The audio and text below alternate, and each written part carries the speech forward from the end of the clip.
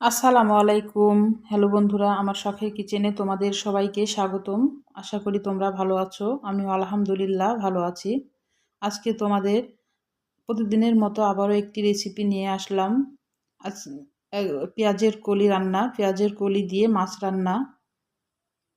পেঁয়াজের কলি আমার খুবই ভালো লাগে। আমি সবভাবেই করে খাওয়ার চেষ্টা করি।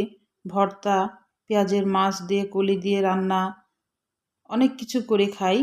আমি বড় কাতল মাছ দিয়ে পেঁয়াজের কলি রান্নাটা করেছি। চলো শুরু করি। প্রথমে আমি কড়াইয়ে তেল দিলাম। আমি মাছটা ভেজে নিব। নুন, হলুদ, শুকনো মরিচের গুঁড়া দিয়ে মাছটা আমি মাখিয়ে রেখেছিলাম। কাতল মাছ নিয়েছি। ভালোভাবে মাছটাকে আমি লাল করে ভেজে নিব। কাতল মাছ দিয়ে এই পেঁয়াজের কলিটা একবার রান্না করে খেয়ে দেখো, অনেক মজা। পেঁয়াজের কলি তো আমি বিভিন্ন ধরনের করে আমি রান্না করে খাই, কারণ আমার অনেক মজা লাগে।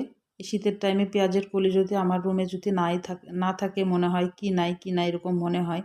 কার এরকম মনে হয় একটা ছোট্ট একটা কমেন্ট করে আমাকে জানাতে পারো। মাছটা আমি তুলে নিচ্ছি, লাল করে ভেজে নিলাম। আর একবার কাতল মাছ হোক, যে কোনো মাছ দিয়ে হোক, পেঁয়াজের কলিটা রান্না করে খেয়ে দেখো। ওই তেলে আমি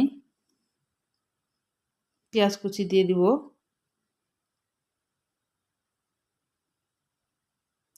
পেঁয়াজটা একটু ভেজে নিব কয়েক মিনিট। এবার পেঁয়াজের কলি আর কয়েকটা আলু দিয়েছি আমি সাথে।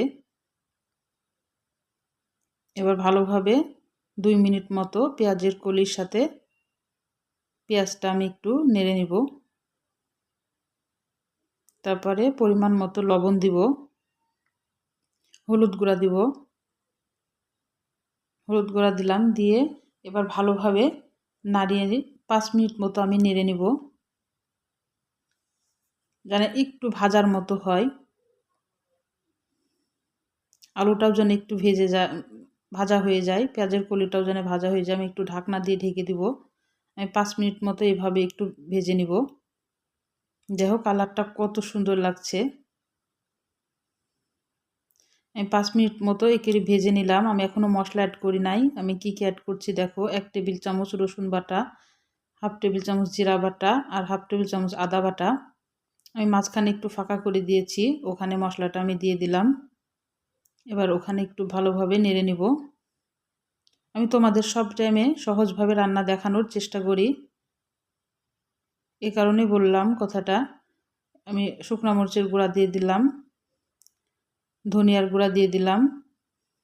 আমি এই কারণেই বলছি এই কথাটা, যে এই ভেজে নিলাম 5 মিনিট পর্যন্ত, আবার তুলে নিয়ে আবার মশলা কষানো আমার এটা খুব মনে হয় যে খুব ঝামেলার জিনিস।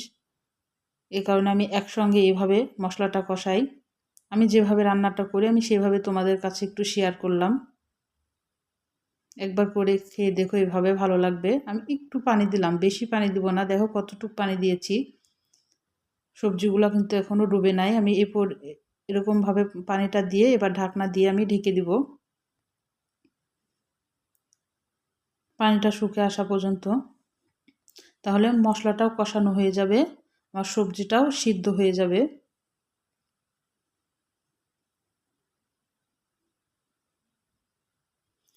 যেভাবে রান্নাটা করছি এভাবে একবার রান্নাটা করে দেখো। এবার মাছগুলো আমি দিয়ে দিলাম। এবার পরিমাণ মতো ঝোলের জন্য পানি দিয়ে দিব। আর প্লিজ আমার রান্নাগুলো যদি তোমাদের কোনো অংশ ভালো লাগে, আমার চ্যানেলটাকে সাবস্ক্রাইব করে দিও। আমার পাশে থেকো, আর একটা ছোট্ট কমেন্ট করে জানাও আমার রান্নাগুলো কেমন লাগে। আর লাইক দিয়ে রান্নাটা দেখা শুরু করো। এবার ঢাকনা দিয়ে ঢেকে দিব।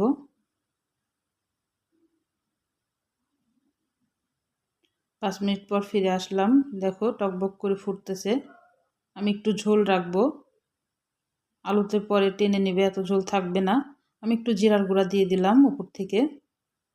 দেখো কালারটা কত সুন্দর আসছে। আর তরকারিটা অনেক মজা হয়েছিল বন্ধুরা, একবার তৈরি করে খেয়ে দেখো।